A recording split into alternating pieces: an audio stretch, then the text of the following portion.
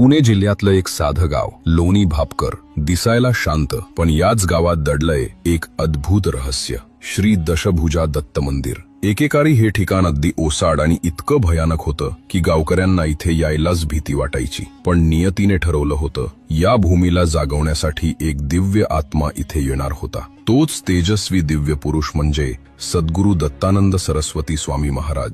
त्यांच्या येण्याने या भूमीचं रूप पालटलं. ओसाड देवालय जागृत झालं आणि गावकऱ्यांची पावलं स्वतःहून या स्थळी वळू लागली. मंदिरात पाऊल टाकताच नजरेसमोर येते जयपूरहून आणलेली दुर्मिळ संगमरवरी दशभुजा दत्तमूर्ती. प्रत्येक हातात आयुध, मागे पादुका आणि औदुंबर वृक्ष. येथे भक्त गुरुचरित्र पारायण, भजन कीर्तनात रममाण होतात. म्हटलं जातं इथे केवळ दर्शन नाही तर चमत्कारांचा अनुभव मिळतो. पण खरी उत्सुकता वाढवते ती गोष्ट म्हणजे सद्गुरू दत्तानंद सरस्वती कोण होते. इंग्रजांच्या काळात सैन्याधिकारी, मग अक्कलकोट स्वामींची भेट आणि नास्तिकतेतून भक्तीतला अद्भुत प्रवास. अखेर 1916 मध्ये त्यांनी समाधी घेतली. आजही त्यांचं हे मंदिर आहे श्रद्धा, भक्ती आणि चमत्कारांचं जागृत केंद्र. आणि प्रश्न अजूनही उरतो, या दशभुजा दत्तमूर्तीच्या दर्शनात नक्की कोणतं गूढ दडलंय.